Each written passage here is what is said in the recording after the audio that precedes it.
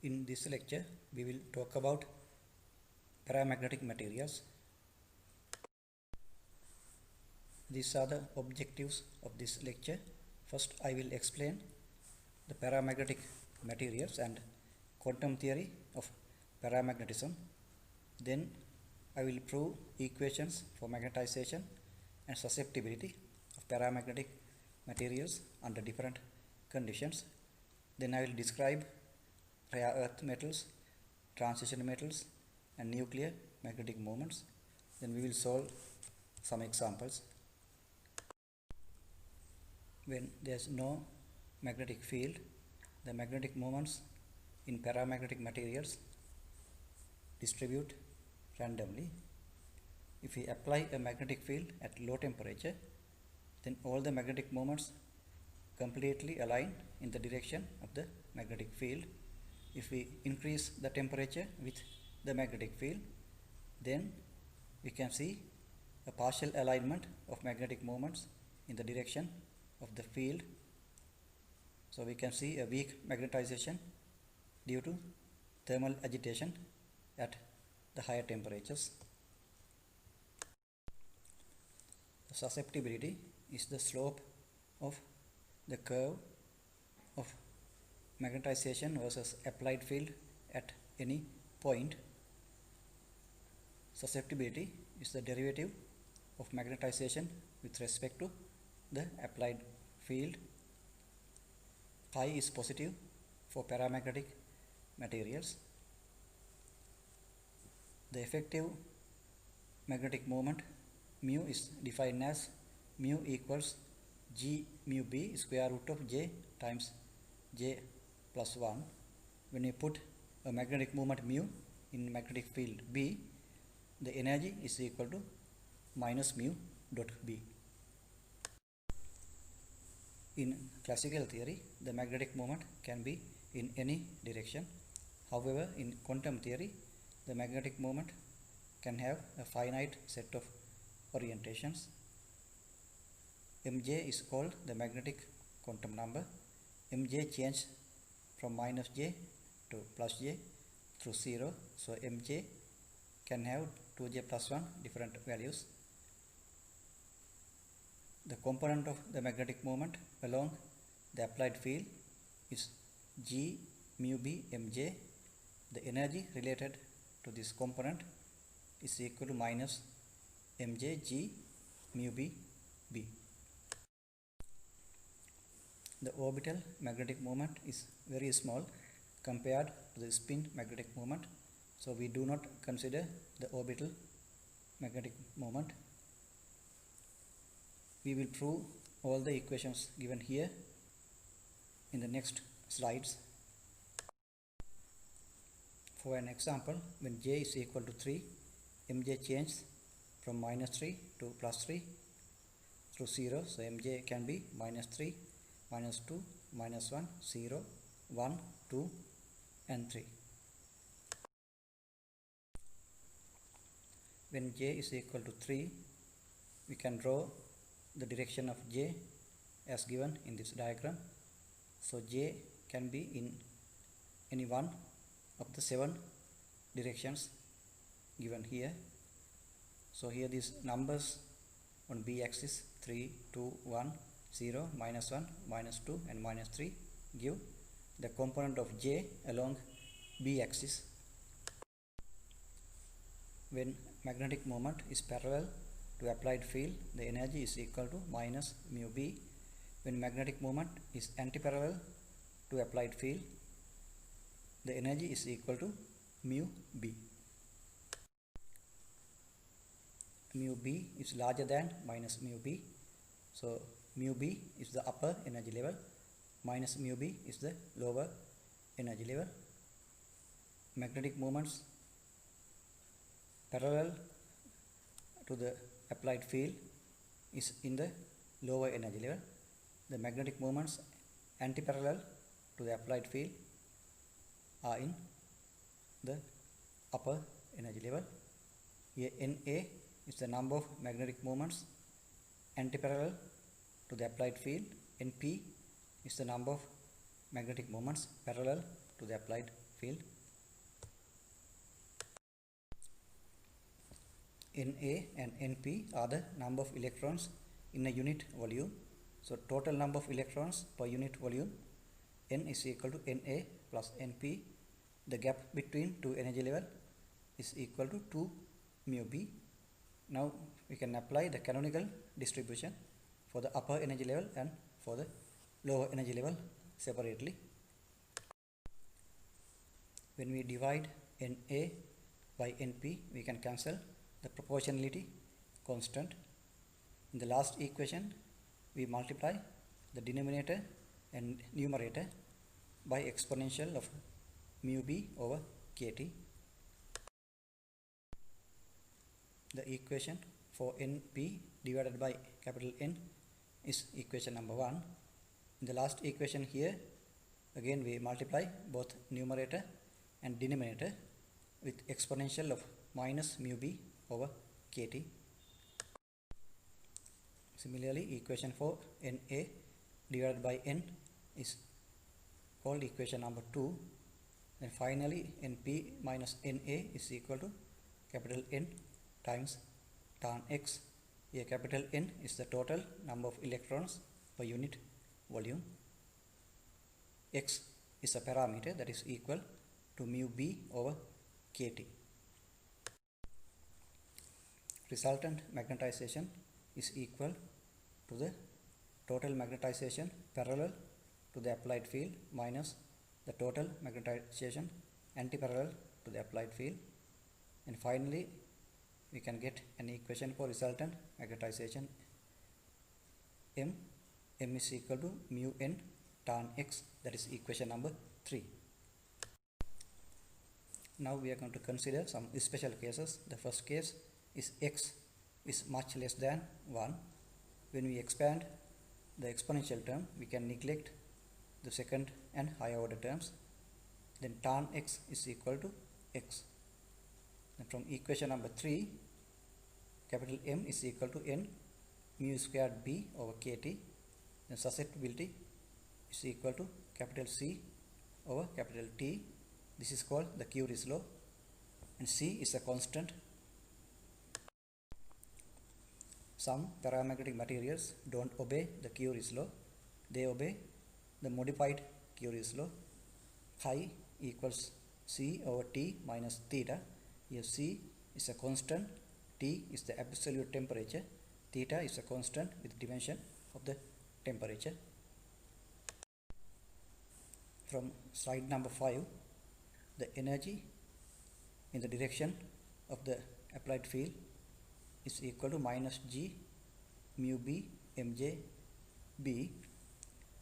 Using this equation, we can find the average value of the magnetic moment. When there are n atoms per unit volume, the magnetization is equal to n times the average value of the magnetic moment. Case 1, G mu b mj times capital B over kt is much less than 1.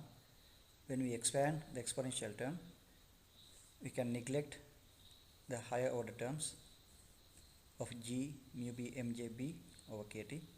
So exponential of G mu b mj b over kt is equal to 1 plus G mu b mj b over kt.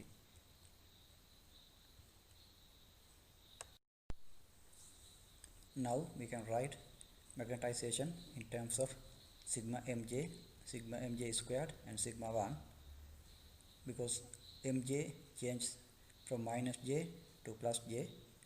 Sigma mj is equal to 0. From mathematics, sigma mj squared is equal to j times j plus 1 times 2j plus 1 over 3.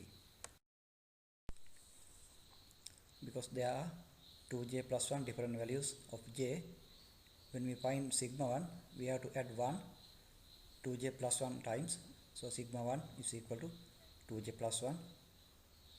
Then we can find the magnetization after putting sigma mj squared and sigma 1 in the equation of the magnetization. Then finally we can find the susceptibility. So chi is proportional to 1 over T. This is called the Curie's law. This equation is valid only for low magnetic fields and high temperatures. In the second case, G mu B mj B over kT is much larger than 1. In this case, we can write tan x in terms of the Brillouin function. And after putting tan x in equation number 3, we can find the magnetization M. M is equal to N G mu B J B J x. That is equation number 4. Here Bjx is called the Brillouin function. We can write the Brillouin function in terms of Koth functions.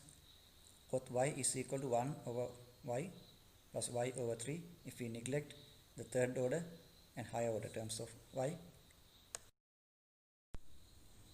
We replace y from 2j plus 1 times x over 2j in the first term of the Brillouin function. In the second term of the Brillouin function, we replace y from x over 2j. Then finally we can find the susceptibility chi. Chi depends on the number of atoms per unit volume and the temperature T. Again, chi is proportional to 1 over T. So this one also obeys the Curie's law. This equation is valid for high magnetic fields and low temperatures. P equals G times square root of J times J plus 1 is called effective number of Bohr magnetron. Mu effective is called effective magnetic moment. So we can write the effective magnetic moment in terms of P. Then mu effective is equal to P mu B. So we can write the susceptibility in terms of mu effective. Chi equals N mu effective is squared mu naught over 3 kT.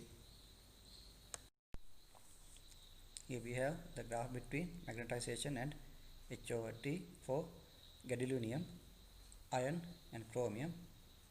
Here these curves obey the equation number 4. In this table we have some data of rare earth group. In the first column we can see the element. In the second column we can see the electronic configuration. In the third column we can see spectroscopic notation. We have done spectroscopic notation previously. In the fourth column we can see the experimental value of P. In the last column we can see the calculated value of P. We can calculate P from the equation P equals G times square root of J times J plus 1. Here you can see that the experimental value of P is very close to the calculated value of P. Now we are going to find J, G and P for YB plus 3. F is the partially filled subshell here. L is equal to 3 for F subshell. So ML change from minus 3 to plus 3 to 0. There are 13 electrons in 4F subshell. We have to fill the electrons starting from ML equals 3. So there's only one unpaired electrons in this subshell. We can find capital L after adding all the ML values. If there's only one unpaired electron, S is equal to 1/2. This shell is more than half filled. So J is equal to L plus S. So J is equal to 7 over 2. And we can calculate the Landes G factor, simple G, using this equation given here. Simple G is equal to 1.14. Then finally we can calculate P. P is equal to G times square root of J times J plus 1, that is equal to 4.54. In the second example, we are going to calculate the susceptibility of GD plus 3 at 300 Kelvin for 1 mole. First we can see the electronic configuration of GD plus 3. So F shell is partly filled. For F subshell L is equal to 3. There are 7 electrons in 4F subshell. We have filled those 7 electrons starting from ML equals 3. Now we have to add all the ML values to find capital L. Capital L is equal to 0. there are 7 unpaired electrons, so S is equal to 7 over 2. In this case, the F subshell is exactly half filled, so you can use either J equals L plus S or J equals L minus S. So here J is equal to 7 over 2, and also we have proven that G is equal to 2 for L equals 0. Then we can calculate simple P. Simple P is equal to 7.94, and finally we can find the mu effective is equal to 7.94 times mu B. At low temperatures, chi is equal to n mu effective squared mu naught over 3 kT. N is equal to 6.0.2 times 10 to the power 23 for 1 mole. This is the Avogadro number. After putting all the numbers in the equation of chi, we can calculate the susceptibility for 1 mole. Here you can see some data of transition metal group. In the first column you can see the element. In the second column we have electronic configuration. In the third column we have spectroscopic notation. In the fourth column we have G times square root of J times J plus 1. In the fifth column we have simple G times square root of S times S plus 1. Then we have experimental value of P. Here you can see that the experimental value of P is very close to G times square root of S times S plus 1. So the numbers in the fifth column is very close to the numbers given in the sixth column. This means the orbital movement does not contribute, only the spin movement contribute to the magnetic moment. There is a nuclear magnetic moment too. Nuclear magnetron is defined as mu n equals EH cross over 2 MP. And previously we have defined the Bohr magnetron for electron. Mu B is equal to EH cross over 2 ME, because the mass of the proton is much larger than the mass of the electron. The nuclear magnetron is much smaller than the magnetron of the electron. So nuclear magnetic moment are smaller than the magnetic moment of electrons. That means the nuclear paramagnetism is shielded by the electronic paramagnetism.